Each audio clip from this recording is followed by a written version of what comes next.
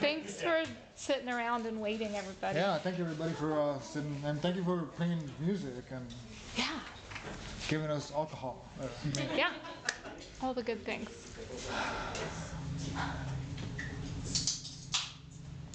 Anyway, welcome everybody. I forgot that I had to say things. Well, yeah, I mean, we you both don't have had to be say the. I things, can yeah. say things also. Yeah, congratulations, Mesha, on the paperback publication of your book. You know, I think paperback. You know, when a book goes into paperback, I mean, I've never had a book that goes into hardcover into paperback, but this is how a book lives forever. Yes. In paperback. No, I'm excited. Both. I think it looks cool in the paperback. It's beautiful. It's gorgeous. I love it. But also, paperback is how I buy my books mostly. So I also feel like, okay, now people can buy it. Yeah, it's really interesting. When a book comes out in hardcover, it's almost like they put a tuxedo out on you and stuff. Yes, and they throw you out there, and you're like, go get 'em, boy, or whatever. Yeah. But and then I just love a good paperback book and the design. So congratulations on the release of your book. I also think our books look good together. The paperback, I mean, maybe the hardcover also, but I feel like the paperback, like they have nice color overlap. Yeah. There's something about the border that makes people like bust out the colors and stuff. It's true. Yeah. It's interesting. Yeah, the border. Let's talk about the border first of all. First of all, the border. We call it the border. And there's obviously two borders in the United States. We never call the Canadian-U.S. border the border, you know. Nobody, I don't, maybe if you live I don't know, in Detroit or somewhere up there, So do you have any thoughts about that at all? About why, how the history of that has come to be a certain way? I mean. Well, I think that is super interesting. And as far as I know, although if anyone in the audience has more information on this, you can correct me. But I think even if you live close to the U.S.-Canada border, people don't call it the border in the same way or with the same intonation or something. I think there is something very specifically and I mean, I think there's probably a lot of reasons, but I think it's racism, really. I mean, I think that in a certain way, the ways that we historically have talked about the U.S.-Mexico border, and even just saying the border, right? With that sort of emphasis on those words, makes it a firmer distinction. Yeah. And the way that we imagine the border with Canada is much more fluid. Yeah. And I think that has everything to do with the relationship between the countries. And I think that while I think part of what I wanted to think through in this book does have to do with this way that I think we sort of think of the or I was raised to think of the border as being very, very firm when you're coming north, but more fluid when you're going south. Yeah. And so, when I was very small, I think I grew up in West Virginia in the Appalachian Mountains, and I'd never been anywhere near either border, but I definitely never been near the U.S.-Mexico border. And the way that I saw it portrayed mostly in movies, but also sometimes in books, was either as sort of when you're coming north, this kind of very solid, we stop people from coming north. And if you're going south, as this kind of escape, right? Which was go change your life, go change your identity, make a new, south of the border. Yeah. In South Carolina, there's this is sort of only tangentially related, but I think that at the idea of sort of the myth of the border and the imagination, there's this very weird, has anybody ever heard of or seen the South of the Border? Will, it's so weird. There's this theme park in South Carolina that is a Mexican themed theme park started, I believe, by a Jewish man from New York. And the idea is that it's on the North Carolina-South Carolina border, but it's the border. And I experienced that before I experienced the border. Wow. And I think that you could learn a lot about like the U.S.'s relationship to the U.S.-Mexico border by studying the south of the border theme park. It was like started in the 1950s. It's very like kind of retro looking now, but I think it says a lot about like the ways that we imagine the border. Yeah, that's interesting. Recently I was thinking about some mid 20th century, like either books or like movies that are written by like white men that are kind of like fantasies about maybe becoming Mexican. Like Jack Kerouac has this. Paris, Texas is sort of about this. And I'm wondering maybe because of, I don't know, there's maybe the possibility of becoming Mexican is accessible to a white person, I guess. And there's white Mexicans. My cousins are white. Yeah. Like almost all my cousins are blonde and white from Mexico. And I was wondering if you have anything to say about this underlying like obsession, maybe like the Shawshank Redemption. I'm talking about these fantasies about going to Mexico, like you say, becoming somebody else. Yeah.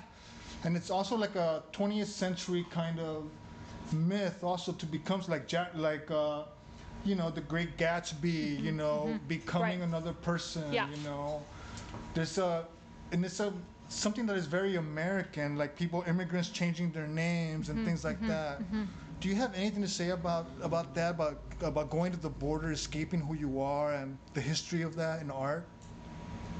Yeah, I mean, I think that I've been interested in that for a while, and I think that's kind of part of what ended up being like baked into the book in some ways. But I think you're right. I think that there's this this sort of strange notion of, I almost want to say like accessibility, like that for that like when we go south across the border, like it's accessible. You like as if you could almost sort of like purchase like a new identity and a new life, both in terms of, I heard this like show on NPR the other day that was talking about, it was in Tijuana, this specific police force for catching American criminals who think that they can just make a new life, right? I mean, it's in books and movies, but it's also like, of course, people take it for real. Yeah.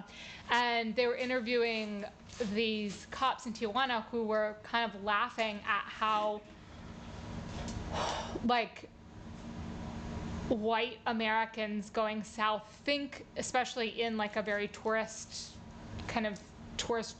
driven economy, that they could just blend in. And they were like, it's pretty obvious, like it's not like it's not that hard. And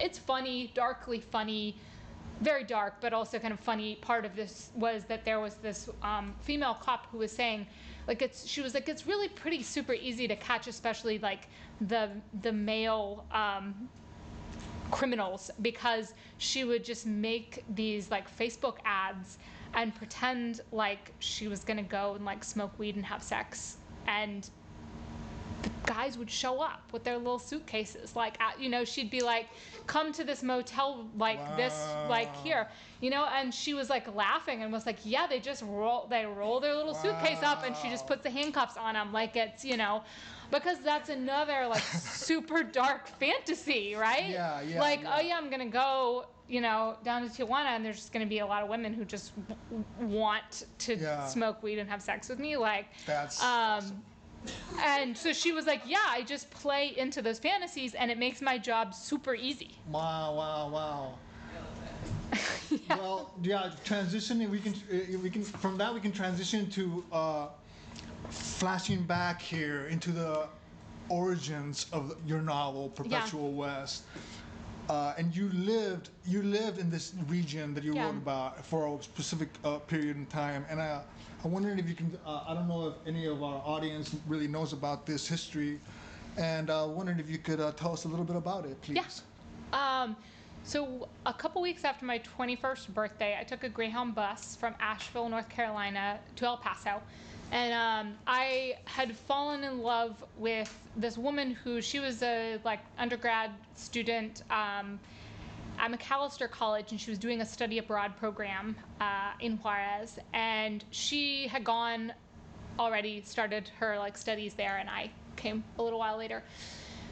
And I took this it was a multi-day Greyhound bus ride, and I got there at probably like 11 o'clock at night or something. She met me in El Paso at the bus station, and she was like, I really want to introduce you to this new friend that I have. And we went across the border, and she introduced me to this new friend of hers who was like this young like punk activist, and like also had started training, like professional wrestling training. And fast forward a little bit, she left me for this wrestler, which was in the moment extremely heartbreaking. But so I lived down there for like 9 months, and I'd moved there for love, but that didn't really work out. But I just really liked it. Like I was working in El Paso, like waitressing, but also working for this group called La Mujer Obrera that were like a labor organizing group. And I knew I really wanted to write about it, but in the moment I tried writing about it, it wasn't really working. I tried later writing about it, like personal essay, kind of like my own real experience. And for whatever reason, like it just wasn't, the writing wasn't taking off. It wasn't doing what I wanted it to do. So I just put it away for a while. And then after I wrote my first novel, I decided maybe I would return to it, but like in fiction. And I was like, what happens if I take like all the emotions and some of the real facts of this time period of my life, but I just like kind of put them, like the way I thought of it was like put it in a blender and just kind of like move it all around and see what happens. And so different pieces of it did come out. And I actually got in touch over Facebook with the wrestler, and he was like really generous. He was like excited to hear from me. He was like, yeah, I totally remember you. And was like, I was like, yeah, you remember me? You used to call me a lesbian witch. Like, but we got along much better. That was like 2004. By the time I got in touch with him, it was like 2015. So I think we had both matured some. And he was really generous, and I went down to Juarez and hung out with him, and he like was like, you can ask me any questions. Like he took me around, and it was helpful in general, but particularly in developing like the character in the book who is a wrestler. So yeah. That's incredible. Yeah. That's really, really fun, you know.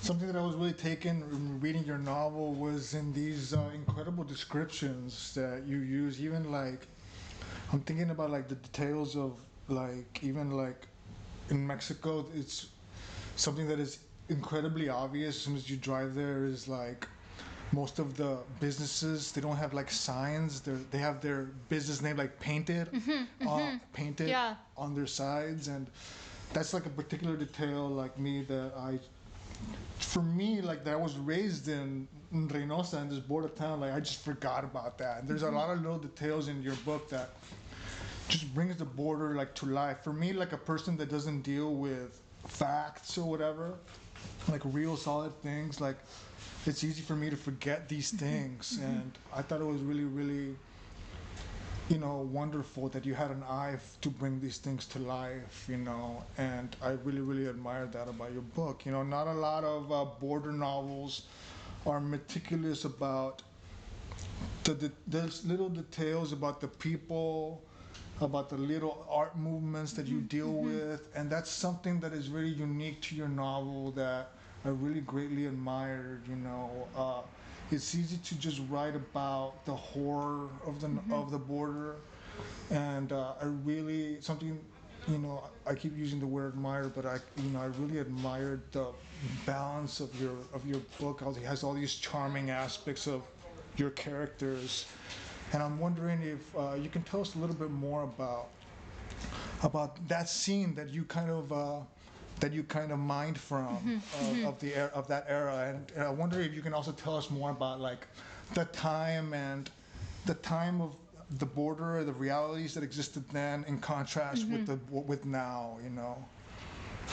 Yeah, thank you. I really appreciate, I mean, I appreciate hearing anybody say they admire my work, but I really admire your work, so it like also means like extra to me. And I'm glad that the kind of like details really came through. I think that it was it was basically 9 months that I was living on the border, and I think it was such an impactful time for me that I felt like everything was like really like seared into my memory. And I did go back when I was writing the novel. But like you said, things are quite different. But my time there, like even though or maybe because I like that was my first serious like heartbreak, like that time was so vivid. And part of what I really wanted to make sure to like put into the book was how like I also had so much fun and I learned so much. And like I know, I think more so now than I wasn't even really super in touch with like how dangerous. I didn't really think about, like, I think because I was young and in love and kind of stupid and like whatever, I didn't think, oh, I'm going to a dangerous place. I just thought, oh, I'm going somewhere where this woman that I'm in love with is, and like, oh, it's really fun, you know? And even as I was going through like heartbreak, I'd made these really like incredible friendships. I think also when you are like 20, 21, like it's easier to like really quickly make these kinds of like friendships and connections. And everything was so kind of like raw in my life at that point that it really, like, I just remember it in such detail, and I really wanted to put that in the book. And I wanted to put that feeling of like learning. I was also learning so much, like politically and culturally, like it was such, and like learning the language, like it was such a time of like growth. And I wanted to somehow figure out, like, that's when I was trying to write it in nonfiction, like that just wasn't coming through, but I wanted to figure out some way to like capture the like that potent feeling of like everything all at once, including like so much joy and excitement. And I wanted to make sure that that was there. And part of what was so like joyful and exciting was that I met this like group of young activist punks who were like just doing stuff. They didn't ask anybody's permission. They just like found a space and fixed it up and turned it into this little community center. And they invited bands, and bands would come and they would like put on a show, and the neighbors would complain about the noise, but then like it would pass, and then they would take a few weeks off and people would calm down and they'd do another, you know, it was just this kind of like not asking for permission, not even like needing really or really trying to like raise money, just doing everything like super like doing it themselves, right? And that was like really cool and inspiring to me. And so I wanted to put that into the book. And so I connected back with some of the people and was like basically like, hey, is it okay with you all if I do like a fictionalized version of like your community, like in my book?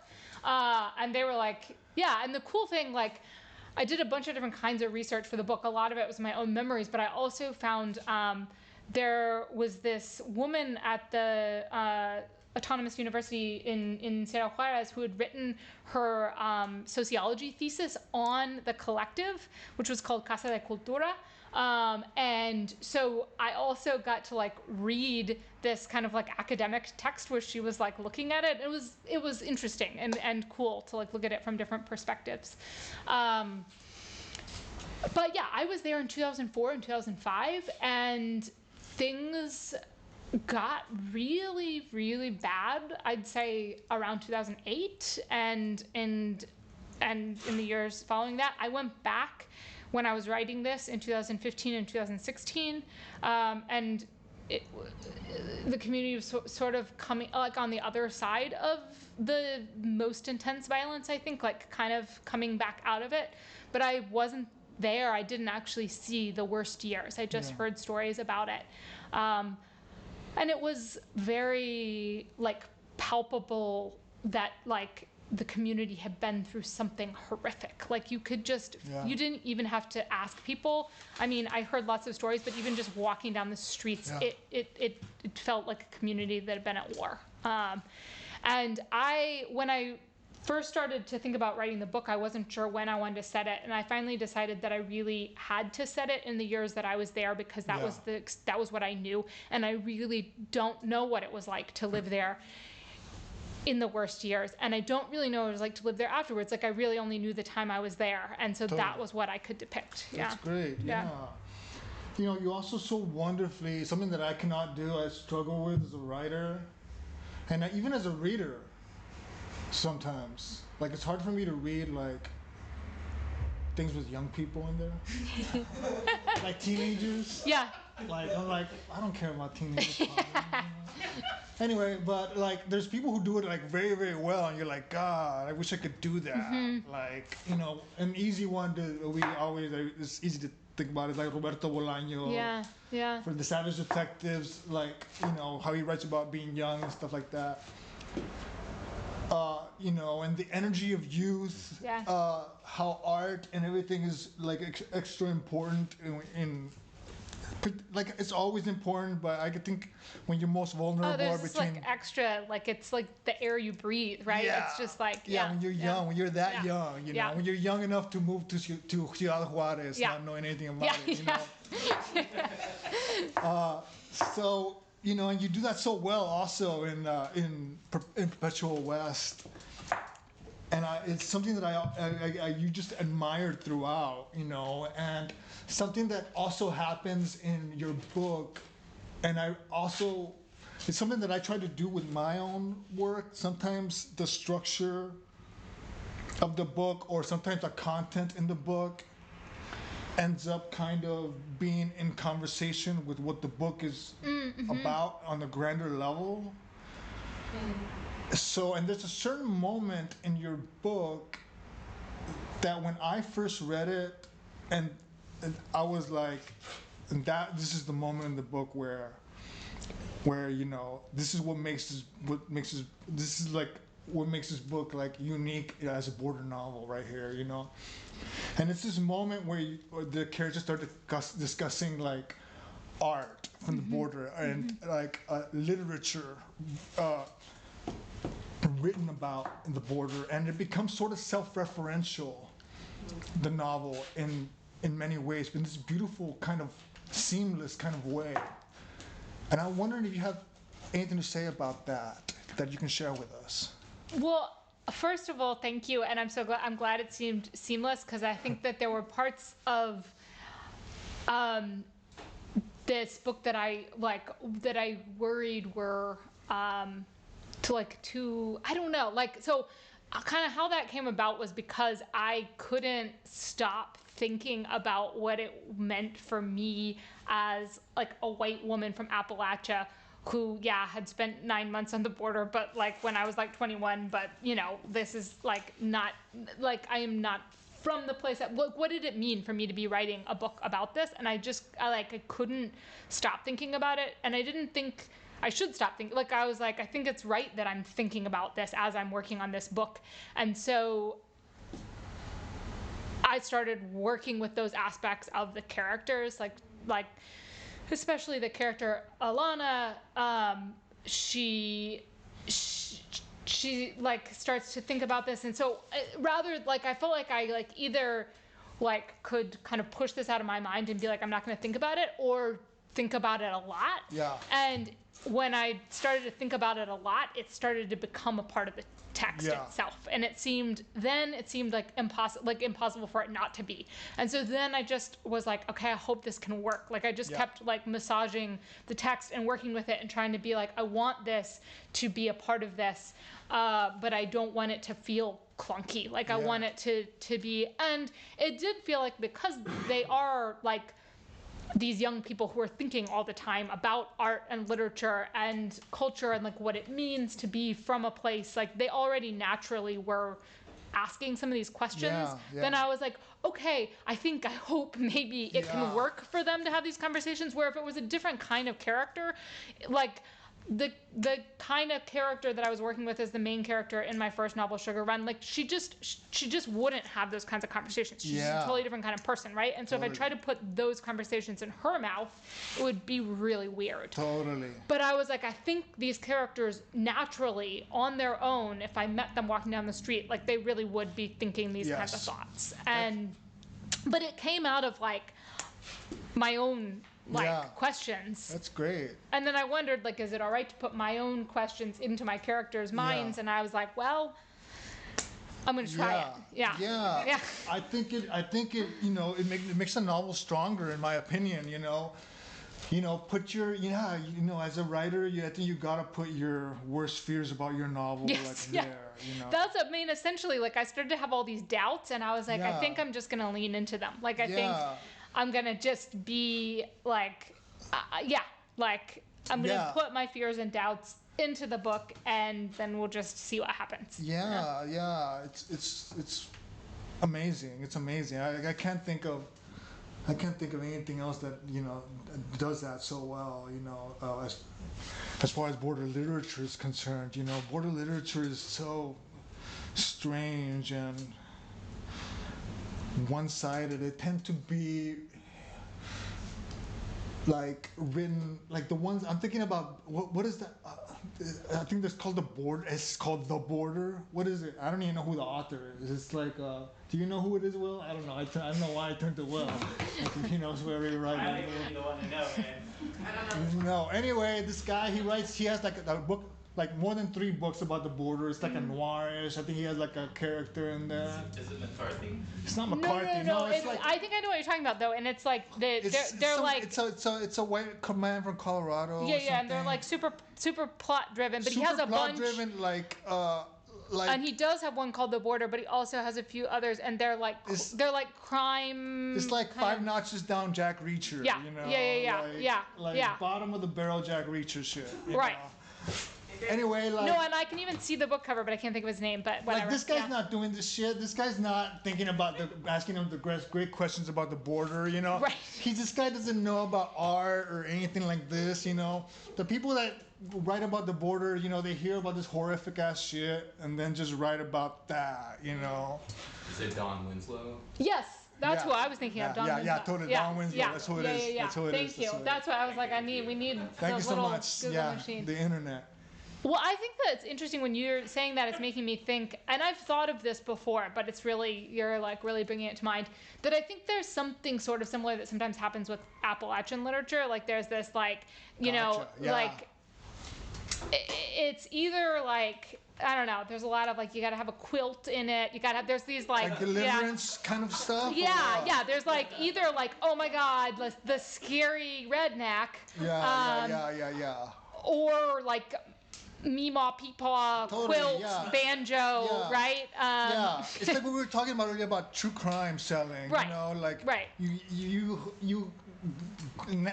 find a region and find the worst parts about the region and just exploit it in the most obvious. the most obvious thing that scares people. Right. And just build a story around it. You know. Right. Yeah. Yeah. So. I don't even know how we got into what my point was in all this, but I don't know. Well, is it okay if I also sometimes ask you a question? Yeah, sure, please. Yeah. And then at some point, please, you're gonna read an excerpt for us. Okay, I could do that too. So one thing that I was like thinking about, and I think it kind of ties in what I've been talking about in my book too, but something that I think about with your work, and so I kind of wanted to ask you about is like your relationship to reality. So I remember, it sounds like a really big question, but I'm gonna tie it down a little bit more. But I remember at one point talking with you, and you were talking about how with Tears of the Truffle Pig that it was kind of like an anti-research novel where like you would, when you would maybe have done research, you would just make something up, right? But then also in your work, and I think particularly in Valley-esque, there are a bunch of like real people, like Lee Harvey Oswald, Chopin, Zapata, right? Totally.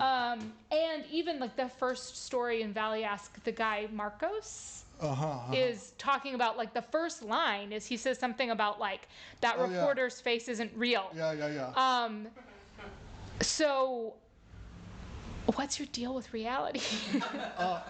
It's funny. Like I guess it's funny because we just talked about that part of your novel. But, whenever I read, whenever I read something that is weird, like a weird book or fantastical or crazy, I always try to find the real things in it. The things that are real within it, the things that ground it. And the same with like realist fiction. Whenever I read something that is realist fiction, which I love all these things. I always try to find what is the fantastical in this, what is the mythological in this story. And in your novel you're playing with all these mythologies about the border, from lucha libre to all these things about the violence and everything. And even like the old Western kind of mythologies, So I'm usually the one thing that I talk about whenever this kind of conversation comes up is Wuthering Heights by Emily Bronte, which to me is the most punk rock novel ever written.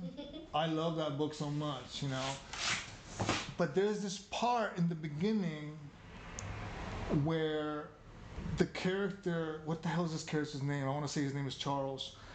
Anyway, whenever this character, Charles, talks, I don't know if you all know Wuthering Heights, but his speech is like this satanic kind of speech, and it's written like in dialect. And you kind of got to figure out what the hell he's saying, but when you figure out what he's saying, it's usually fucking dark as shit. Anyway, it's a scene in there in the beginning, I want to say like 50 pages into Wuthering Heights, maybe even 30 pages into it. Whereas this quotidian kind of kitchen scene is going on, Charles, I think his name is Charles, I don't remember, I haven't read it in We'll years. just call him Charles. Just call him Charles. He's putting like dead cats like on he's hanging chair. the puppies off the chair. Like Aren't they the puppies? dead cats. It's dead cats. He's putting cats, a bunch okay. of dead cats. And it's just in the middle of the scene. It's just, They don't really talk about it. They don't mention it. I totally Nobody's remember saying this. anything about it. Yeah. Charles is just putting dead cats on a chair. Yeah. And they never really mention anything about it. And I'm like, what the fuck? What the fuck is this? And then you discuss it and like, what about the cats? Did anybody fucking see the cats? Right. I don't know. Tell me about the cats. Anyway,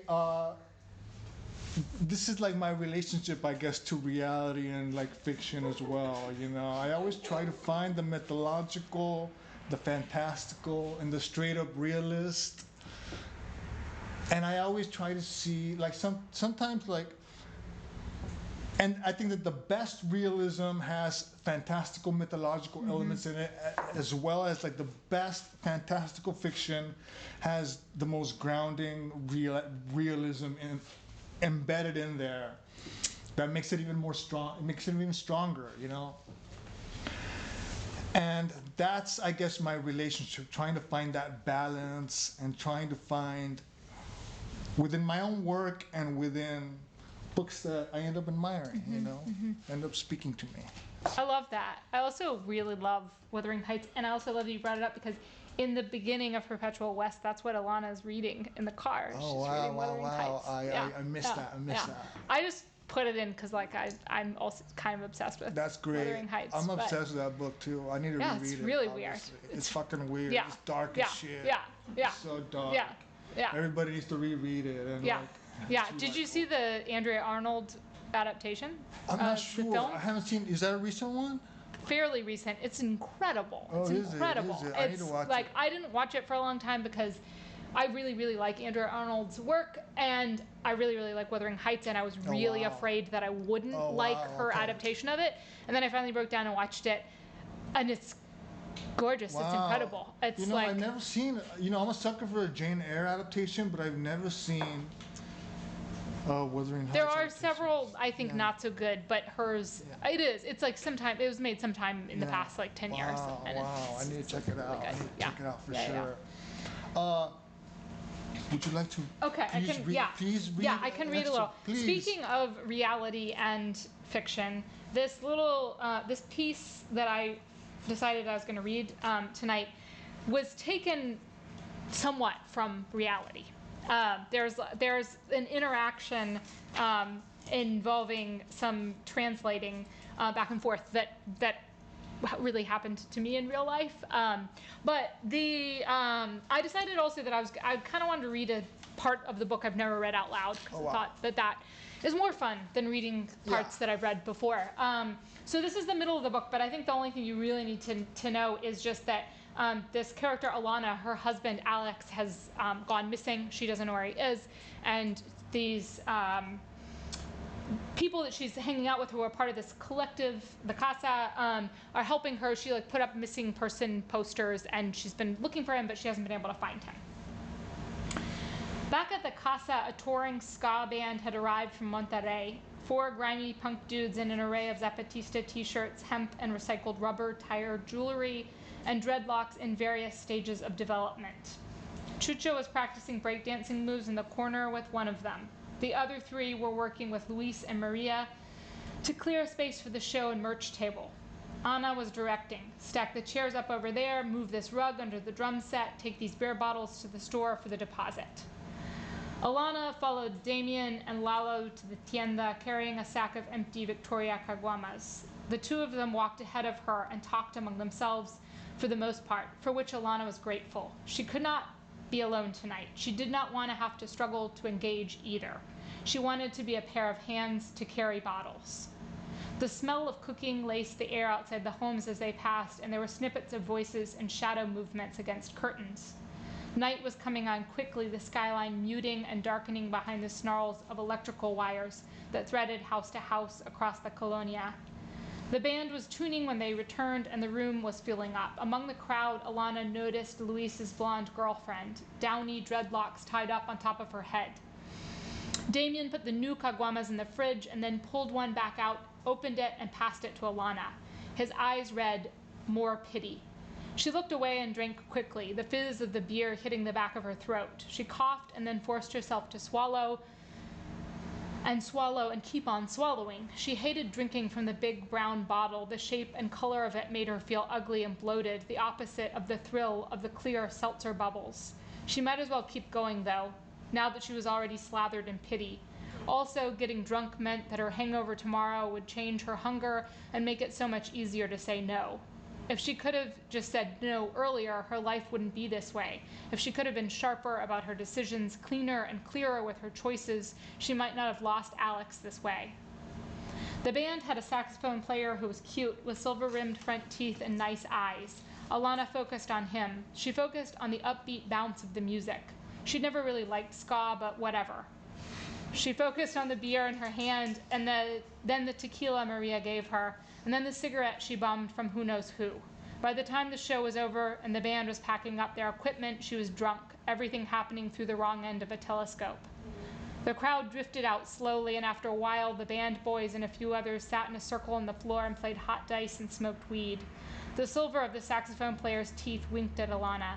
She was pleased with the distance she had achieved, pleased with the fact that she felt nothing too deep. "You look really wasted," Luis said to his blonde girlfriend. "Are you super drunk?" Blondie was grinning at him. "What?" she said. "What, my love?" "He's saying you're wasted," Alana said in English. "He says you look drunk, wasted, sloshed." Blondie looked up and across the circle at Alana. She tilted her head. "You speak English?" she said. Alana nodded. "Oh my gosh, I thought you were Mexican. I mean, you look like you could belong here, kinda. I guess it's just your black hair, but I had no idea." "I'm from Virginia," Alana said. "Oh, wow, I'm from Portland." She bobbed her head. "Oregon, not Maine. I'm an exchange student. Are you an exchange student?" Alana took the dice that Lalo passed her and tossed them. "I live in El Paso," she said. "God, you're lucky. I mean, you can go around incognito. I walk outside and everybody knows I'm like a gringa immediately." She laughed and picked up her beer bottle, but Luis gripped it before she could take a sip and redirected it to his own mouth. "Hey, She swatted him away. Stupido. After a while, the band dudes straggled off to their sleeping bags, and the casa kids split up into their usual corners. Anna made a blanket roll for Alana and set her up on the rug with Maria and Luis and Blondie. It's warmer and softer here, she said. There's more space for privacy over there, but the concrete floor gets cold at night. She herself retired to the kitchen, and after a few minutes, the outline of a body that looked very much like Chucho picked its way across the room and followed her. It was hard to tell in the dark, but Alana was fairly certain that's who it was. Giggles leaked out through the kitchen doorway. Alana propped herself up on her elbows and watched the shadows skate along the wall above the bookcase.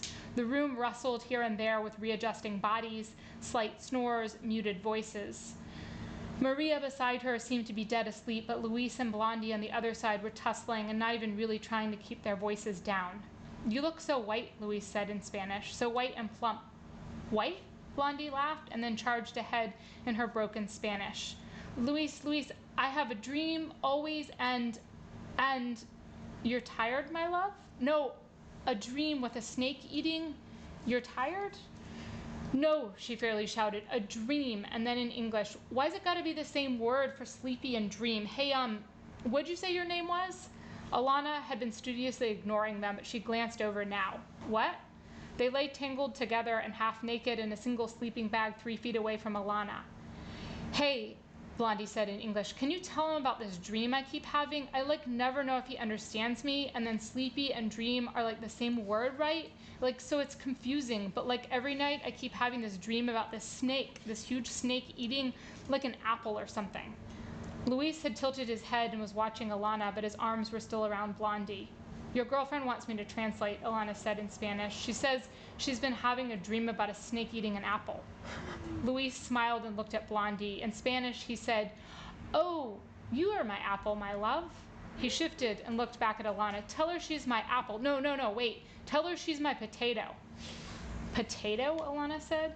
Luis started laughing and then hiccuping and then laughing more. Blondie laughed too. What's he saying?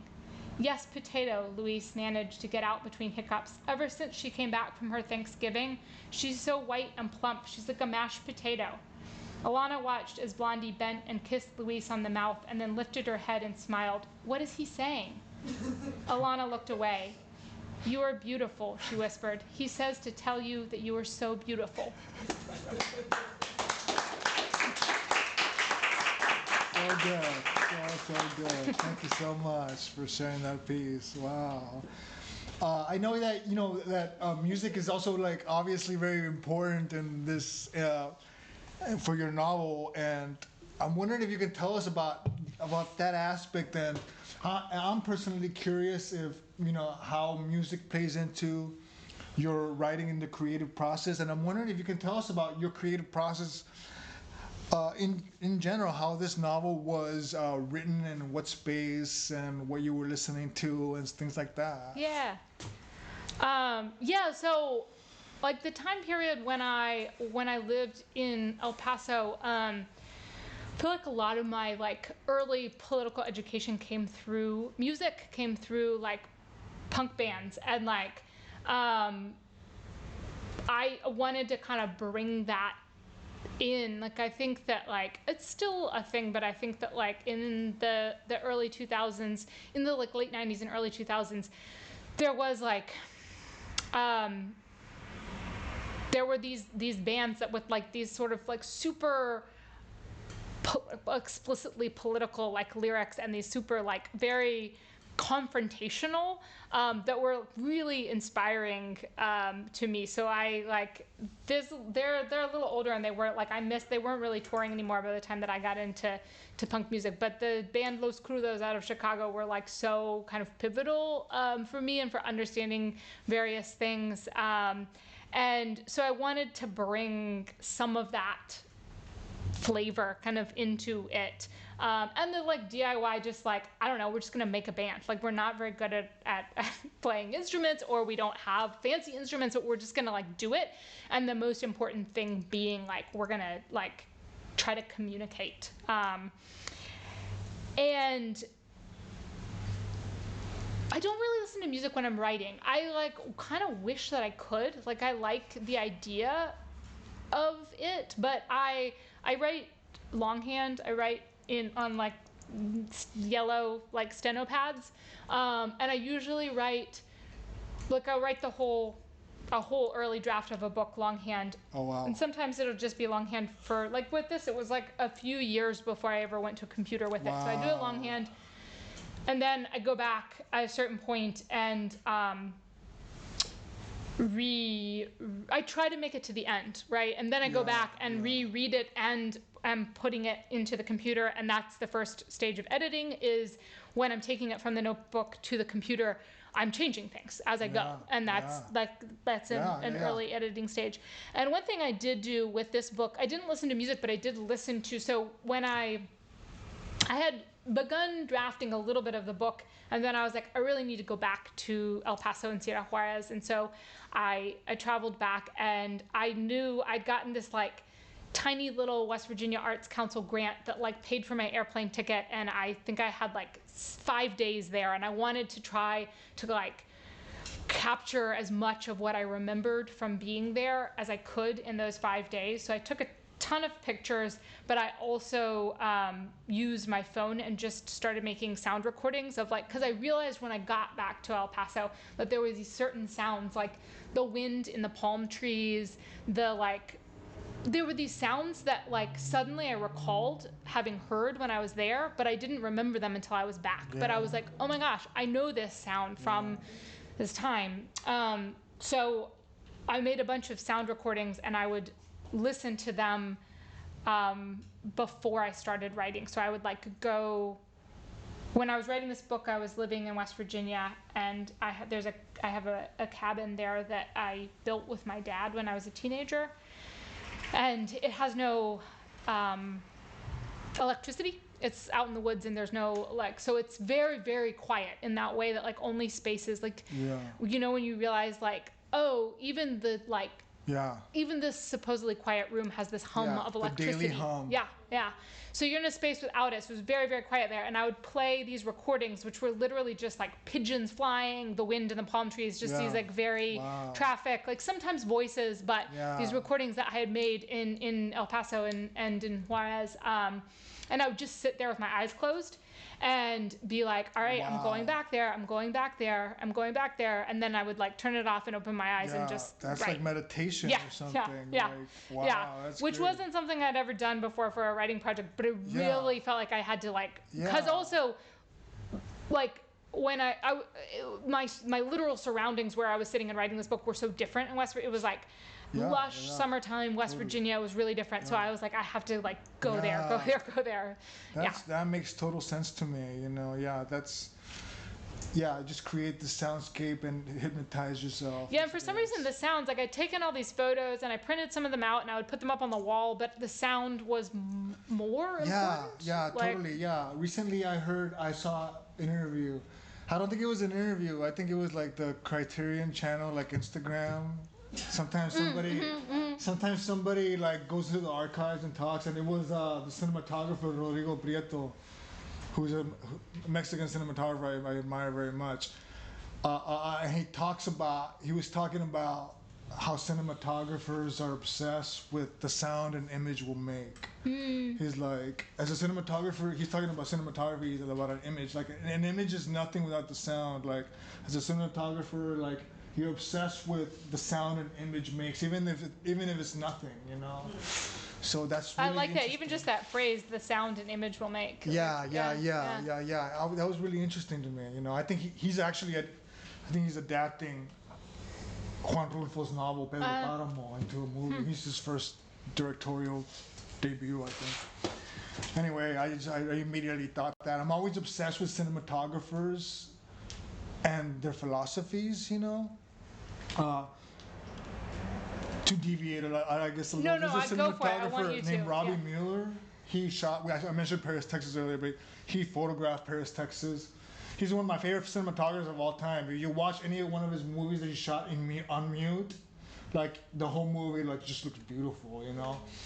And anyway, some of the best writing advice I've heard, and this is like nothing we're talking about, I guess, but it's just from Robbie Mueller. He's talking about how location scouting. And it actually, I didn't, and this is actually, I heard Jim Jarmusch say this actually, and he was telling an anecdote about Robbie Mueller, the cinematographer, how they were location scouting. And Robbie Mueller's method for location scouting is that he would go out and they'd find the most Hollywood-esque, the most picturesque scene you could find, all right? The most Hollywood money shot you can find, all right? And get to that location and point the camera the other way, you know? Because in the movies you've seen this, you've seen what that looks like, you know? But what the hell's over there on the other side, you know? I think that does have to do with what we're talking about. Yeah, I guess so. I think so, because like you're talking about like Don Winslow and like these ideas, right? Yeah. Like that's the Hollywood shot. Yeah, And totally. then what happens if you turn the camera the other way? Exactly. Like, so, you know, I'm always obsessed like these philosophies of the unsung heroes of art. You know, like the cinematographer. You know. they're good at like talking about their like art. I feel like too. Yeah, like, totally, yeah. totally. Anyway, does anybody here have any questions for Mesha Maren or myself or Will Evans or anyone here? Yeah, we're just gonna volunteer Will to Sebastian, talk. yes. So, I guess it's like a two-part question. So, like, first, would you describe your book as autofiction? And then second, what advice, because after hearing everything that you shared about the process of writing the book, I was curious if you could offer like advice for writing fiction from fact or fact from fiction. Like, was time and distance important in that, or I don't know if you could elaborate in your own words. I love that question, and I think it's really interesting because so last semester I teach creative writing classes at Duke University, and last semester I taught an autofiction class. Because I like to read a lot of autofiction, and I just think it's interesting, and I was like, and they kind of let me do what I want which is pretty amazing. So I was like, wait, really? I get to invent the class I want? And they were like, yeah. So I was like, okay. So I wrote a class called Autofiction in the First Person Narrative. And towards the end of the semester, my students, a couple of my students had read some of my work, and they went to talk about it. And basically, long story short, my students spent a long time arguing that Perpetual West is autofiction. I mean, I think it's an interesting idea. So I definitely didn't think of it that way. And I think that, like, if we want to really broaden the definition, then I guess, like, we could. I kind of think that maybe if we broaden the definition that far, then we can just call all fiction. I don't know, right? I don't know. I think but I think it's a very, very interesting conversation, and it's been an interesting experience because I grew up in a small town in southern West Virginia. My first novel set in a small town in southern West Virginia, explicitly based on like a thinly veiled, thinly fictionalized version of my hometown. Everybody asked me all the time and was like, this book is about you, right? Or this book is about your, like, you know, whatever. And nobody ever asked me that about this book. And the reality is that, like, there's so much more, like, of me in, like, a biographical way. I mean, like, the everything from, like, yes, me, like, living in El Paso, but also there's this character who, like, Alana has this brother who's in rehab, and, like, that's, like, for real, 100% true facts. My own brother, like, basically I hardly fictionalized that part. So there's so many parts of this book that are, like, in a biographical way, are me and my family. But nobody ever thinks that because, like, because I come from West Virginia and so the second part of what you asked was about fact to fiction, fiction to facts. And I do think time was, like, hugely instrumental in that. I found at a certain point a couple of pieces of writing that I wrote about El Paso when I was living in El Paso. And first of all, I was just not a very good writer at that point in my life, so there was, like, that to be taken into consideration. But also, Yeah, I mean, it may not work this way for everybody, but for me, like, I don't think I could ever be like a travel writer because I can't, like, I needed 10 years to be able to write about the experience of living there. Yeah. Like, yeah. Yeah, sometimes you need to be that far removed from an Yeah. experience to write about it. I feel the same way. Yeah, it was like removing myself, and then of course, like I was talking about, trying to bring myself back closer to it to write it.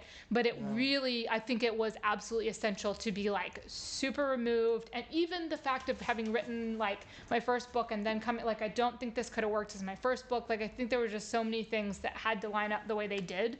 So I had to really, really separate myself and then bring myself back closer again. Yeah. Yeah, that's great.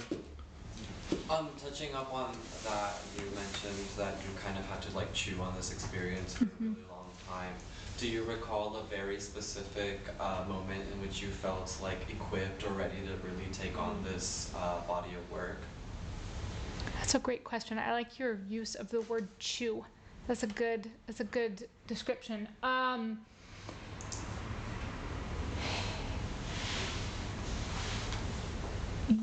Yes, I think it was kind of like a series of moments. Like, I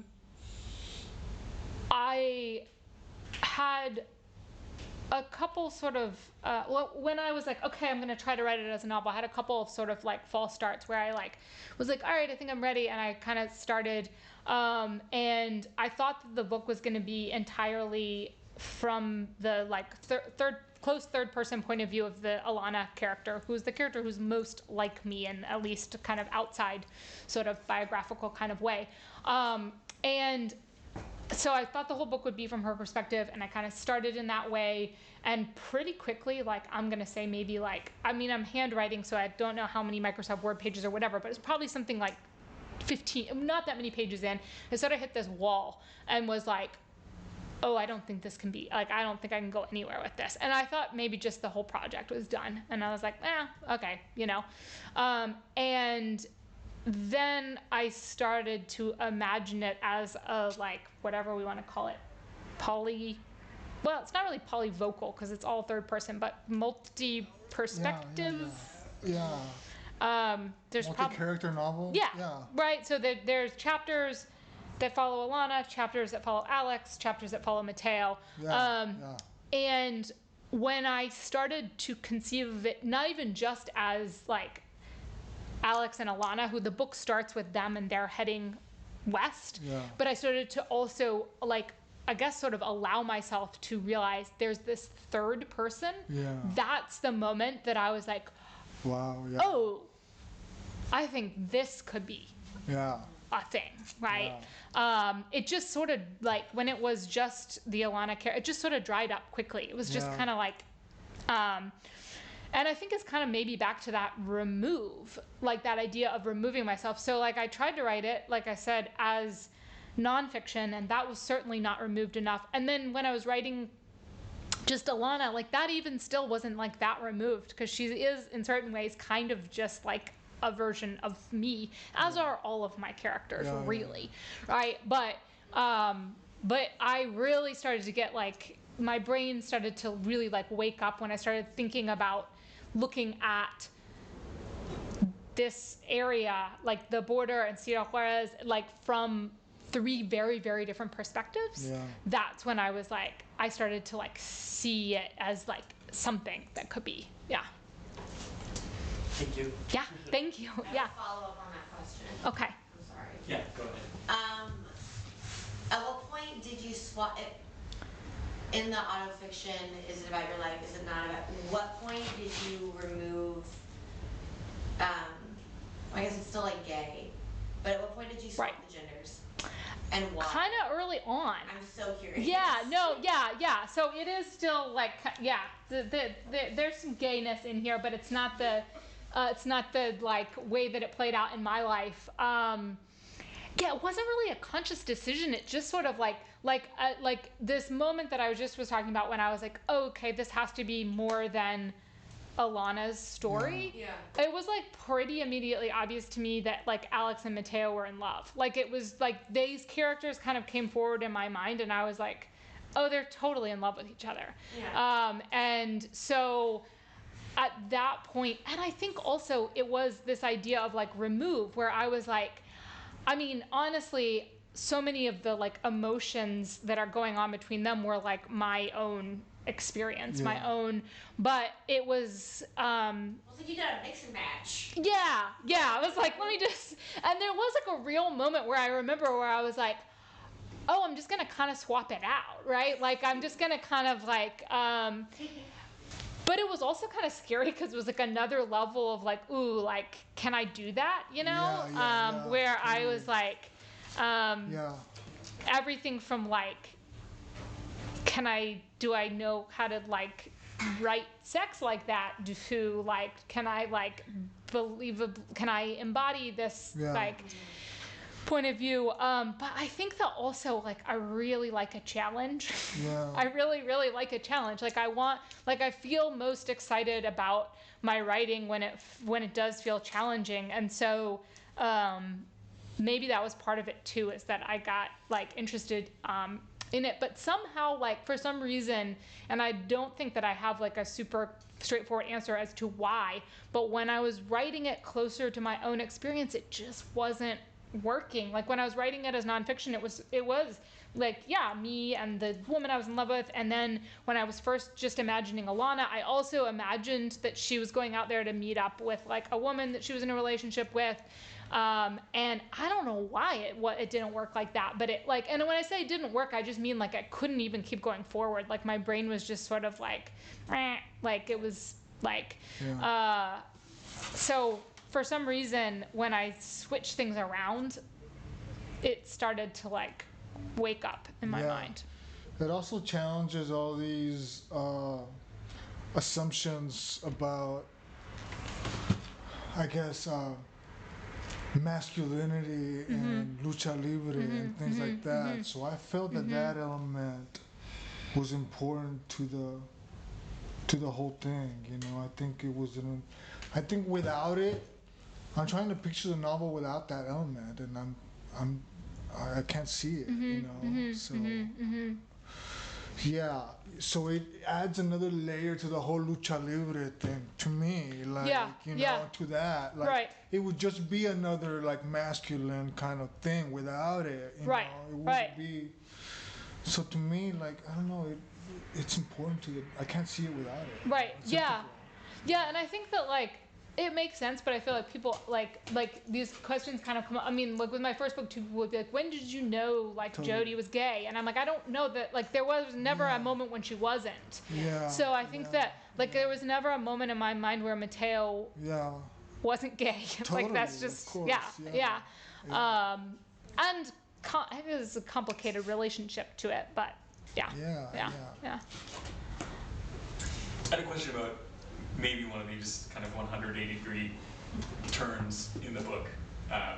So, and forgive me, I have a terrible memory, but as I recall, there's this scene that ends up being kind of the path that Alana's brother ends up taking, but where there's essentially this like religious compound, it felt like, out in the desert, and they're using the radio to try to reach these cartel spotters who are basically children, as I understood it. So I know in border fiction, I'm especially thinking of movies, because I really love the film Sicario from a few years ago, but like children are often like just victims, kind of like objectives, that it's like you gotta get them out of danger, like they're just kind of objects.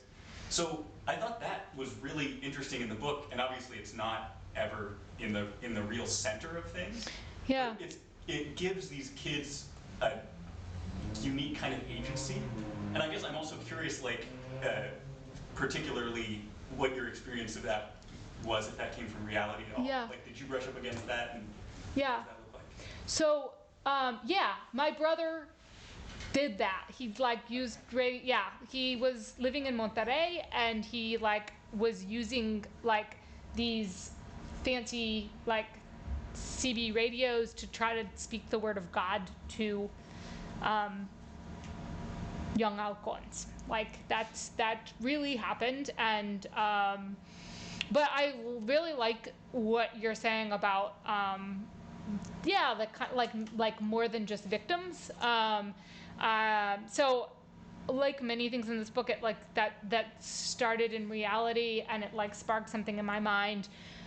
And there were lots of things that I was like, does this fit in this book, or is this just something that like really happened and it's kind of interesting, so I'm trying to like fit it in here. And I had to like ask myself that like a lot of times. And I think I never thought of it exactly the way you just said, although I liked the way that you said it, but it did feel like there was something there that like was at the very least just kind of adding like more texture and more layers to the presence of the cartel in Juarez, and that so my brother was not at that compound, but that compound is also real, and so I smushed things together.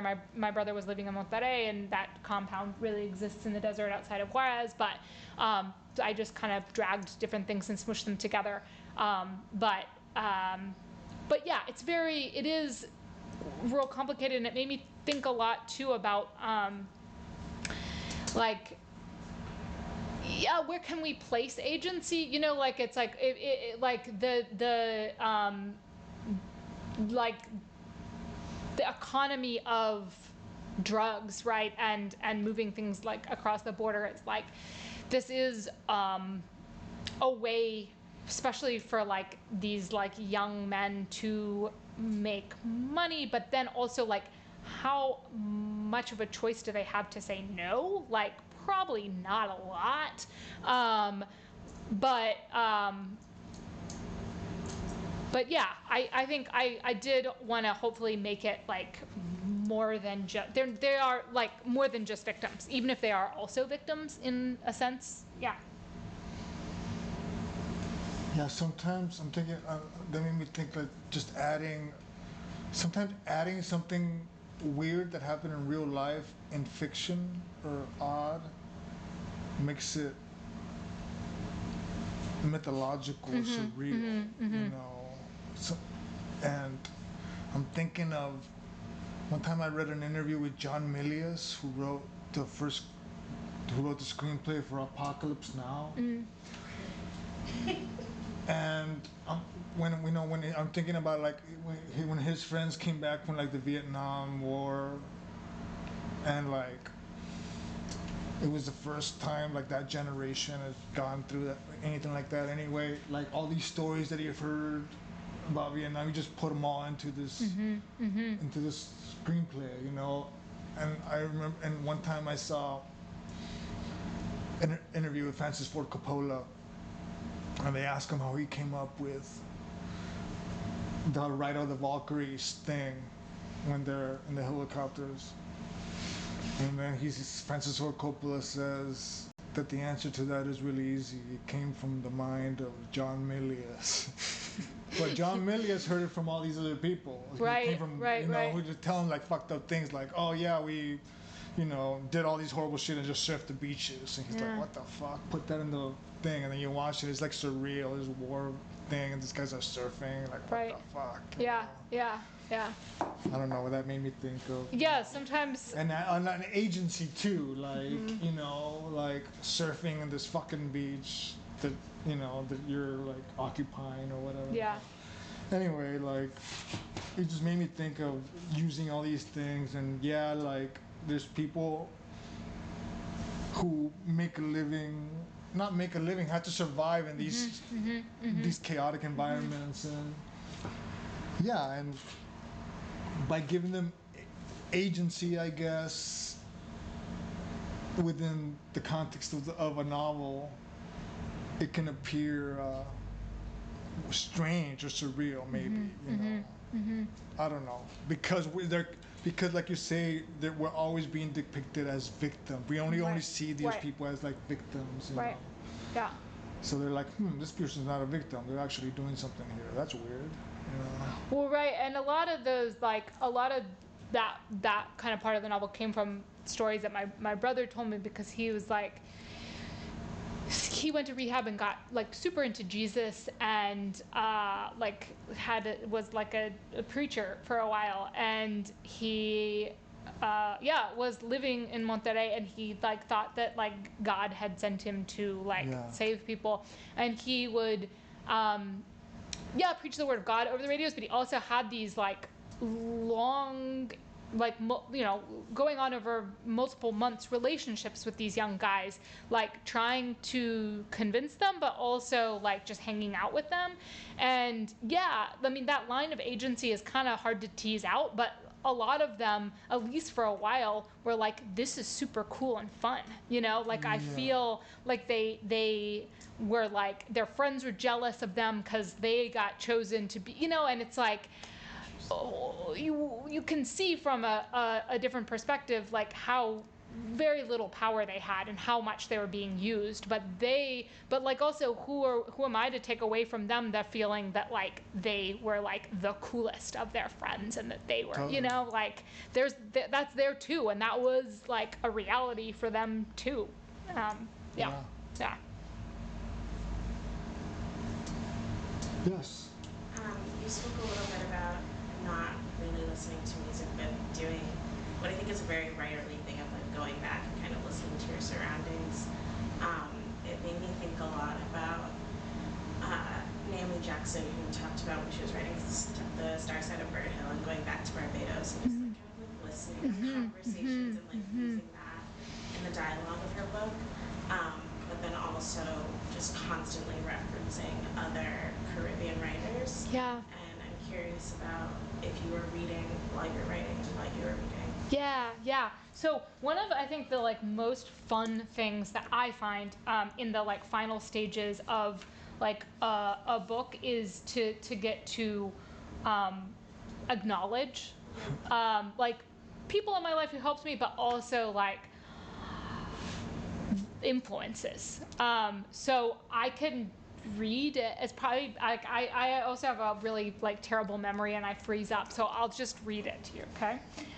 So I said thank you to David Wojnarowicz, Roland Barthes, Sylvia Winter, Franz Fanon, Octavio Paz, Sergio Gonzalez Rodriguez, Gloria Anzaldúa, Audrey Wallen, Alejandro González Iñárritu, Guillermo Arriaga, Roberto Bolaño, Elvia Liliana Chaparro Vielma, who wrote the thesis that I was talking about the Casa de Cultura, Ann Carson, Paulo Freire, Robert Stone, Susana Chavez Castillo, Leonard Gardner, Sam Baker, James Salter, Charles Bowden, Heather Levi, Carmen Boyosa, and Annabelle Hernandez. Wow, great. Those are the main ones. I think there were probably others, but You can find a lot of those writers here. yeah. There's wonderful books Charles there. Bowen's on our list, man. He's so sick. Do you read Spanish? Yes, I used to be able to much better than it's like a little rusty, but yeah. Cool. Yeah. How far back does your autofiction class go? Where do you book it? So how far back did we go? That's a great question. I started them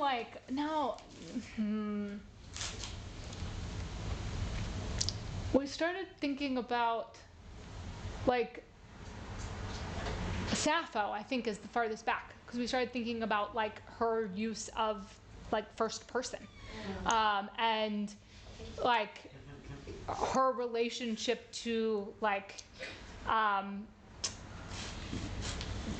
like bringing the first person in and speaking directly like to the gods and being and goddesses and being like I, and putting her name, she puts her name in there, she puts first person in there, so I think that's the furthest back that we went. And bookended, I mean, I guess like, well, while I was teaching the class, now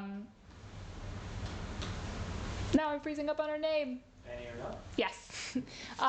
So we brought some of that, and that wasn't originally like on my there's like too much to be on the syllabus, but I was like, well, now we got to bring this in. So, which one? Or no? Totally. Yeah, you got to, right? Yeah. It's a gateway drug, man. It's good Yeah. stuff. Yeah. Because like autofiction is such a fun genre because like, obviously it's a technique, Right. and Right. one of my favorite genres is the very close narrative eye who looks and sounds a lot like the author, but is obviously not the author, and is completely using this as the simplest narrative device to completely fuck with your perception of what you're being told. Yes. And I mean, if you look at the shelves we published, it's a recurring theme here in every language of the world, and I love that. And well, it's a super. Sappho's constructed set. Yeah, exactly. Is the thing, right? Yeah. It's like, this is as old as storytelling itself, but I can't tell you how many reviewers read the books and they're like, the author did this, right? No, the narrator did that, man. Like, they're completely different things. Wow, and it's like, we can't coach reviewers on how to read books, but like, we need more people to be able to read, because autofiction and the first person are not the same thing. No. And I mean, it's one of the most fascinating games at work in all world literature at once, and it's one of those threads that unites all these traditions outside of like the Western canon. You know what I mean? It's really cool. For sure, I love I mean, it seems obvious, but I guess I've never totally thought of it that way either. It's as a it's a technique. Like we talk about it as a genre, but really it is a technique that is used in different ways, and it is like. I mean, what I talked about with my students, and I feel like you can still see it and still feel it, like in Sappho's work. It's like shocking to bring the eye in, right? Like it's like, I was just telling Fernando, I just in the process of signing a contract with Algonquin for my third novel, which is first person, and first person is so different. It's so weird and different, and like really like writing a first person novel felt which. Is probably even less autofiction, even though it's first person, than this book is. But first person is a totally different like beast, and it's not obviously always like first person doesn't mean autofiction, but autofiction is like a technique. And I agree with you. Like I'm a huge fan of Scott McClanahan and his work, among many, many, many others, but totally does that, where it like totally fucks with you of like, this character has the same name, comes from the same place. Yeah. Certain things are like the same, but it's not the same. Yeah. Like, I think that Charles Bukowski is one of those writers too. Like, people always say like, oh, he's such a terrible person or whatever. And I'm like, well, that's the way he depicts himself in all his work. Right, that's the way he consciously chooses to depict himself. Depict himself as a piece of shit. Yeah. And that's a decision right there. You know? Yeah. So it's funny how people blur the line, I guess. Also, like when you hear like actors like say that, somebody tells them that they're a piece of shit because a character they played did something or whatever. Also, in poetry, I don't think we have the same problem. Like readers seem to have an ability to understand, or maybe this is just me saying this, but I feel like we're even taught in school a little to like suspend, to like leave this space where it's like the speaker is not always the writer. Like I remember being like told that, but we're not told that about fiction, I guess, or something. I don't know. I don't think I was ever told that about poetry. No, okay. No, I've never read that about poetry. Later. Okay. Right. Yeah. Right. And that's like, I feel like that's something teachers after college have really instilled in me. Which is that, like, I can write poetry that's not necessarily about me. Which Yeah. Really? Yeah. News to me. So right. It's definitely, Right, and I guess that's true. Maybe we do often think of like poetry as like confessional, and it's like Yeah. I actually have a much harder time with first person in poetry than I do in fiction. Okay. And I don't know why, but I'll read it and it's like, it breaks my brain more than That, I mean, like, The Nightgown by by my wife is a book of poems, and it's very much not like autobiographical. Right. She creates these landscapes and these characters throughout, and often like people like are like, are these short stories? Are these like, they're confused because people think that poetry now is like this big confessional thing. What? There's no confessions here. Yeah, well, it's like the debate between autofiction and memoir, right? Like the idea of truth versus fiction. Right? You can get away with things in autofiction that in memoir you can get called out for if the details smudged, right? So if you use autofiction, you can be like, they're doing about the same thing, but it's really what you're allowed to get away with. You can just cover your ass by and call it fiction. Totally. Yeah, it's usually not rules. Yeah. Which yeah. means that Knausgaard's like, yeah, it's autofiction, but he like really put it in. Yeah. It really happened that way, man. Yeah, yeah, yeah. Wait, can I ask a question? Is the term creative nonfiction just dead now? Do we just not use that anymore? CNF? Yeah, did we kill it with autofiction? No, people use still it. use it. And I would also like to say that I think that there is like a real important reason for like creative nonfiction to be creative nonfiction. Like it to me, I'm like, I there's agree. a textural difference. Yeah, There's I a agree. like, I love an autofiction book, and I love like a creative nonfiction book, but there are some, I won't name any names, but there are some books that I've read that are like sold as fiction that feel to me like creative nonfiction, and I think that like I just want them to be called creative nonfiction because maybe it doesn't matter. Maybe labels, like whatever, I should just not care about labels. Yeah. But we do bring to like a creative nonfiction text, we bring like some expectations, but also there is like a level of vulnerability, I think, when you are like, yeah, this is me. Is the term CNF, creative nonfiction, is it when the writer is a character in the story? Does that No, you can. because like that's I think of it just as like That's the one like, way. Yeah. Like the lighthouse, like that lighthouse book is creative nonfiction. It's just like if it's nonfiction, but I enjoy I don't it. know Is about that. that's what I call it, nonfiction, but I enjoy it. Yeah. it's like No, an I think essay, it's but it's me writing the essay. You know Yeah. what I mean? It's like that's another way of defining it. Like, yes. I right. usually teach yeah. like little Lester Bangs pieces because he does a lot of this shit. He has Lester Bangs has a review. No, he has an essay about this band called the Count Five, that is in the first person, that in this apocalyptic wasteland, and the narrator is this old man telling these young kids about rock and roll. And none of the young kids believe him that rock and roll exists. And he's like, yes, back in my day we had, fuzzy guitars or whatever. And then he just goes into, and then the piece becomes like a thing about this band called the Count Five, Nice. So to me, like, that is creative nonfiction, like using a creative way to tell something real, Yeah, it's like an nonfiction that's essayistic written kind well. of thing. I don't know. Yeah, I don't know anything about it. Because I also use the term narrative nonfiction. Right, but narrative nonfiction, I used to use that term too, but I think like, well, I don't know. I feel like That's like the Chapman? publishing world has taken it and it's like started to become like, Me, I'm gonna tell you, you know more about that than I do. I know so little about the publishing world. yeah. Stay away. Nonfiction is a term they use. It's almost like in Spanish there's ensayos, like essays, but they're not exactly essays. Ensayos, yeah, And ensayos. then there's like chronicas, which is something sort of like Yeah. creative nonfiction, sort Yeah. of. I like ensayo because it means rehearsal also. So like an essay is like a rehearsal in a way. That's great. It's like also essay means to trial, to try or to trial, like to in the old French word, like. Yeah, interesting.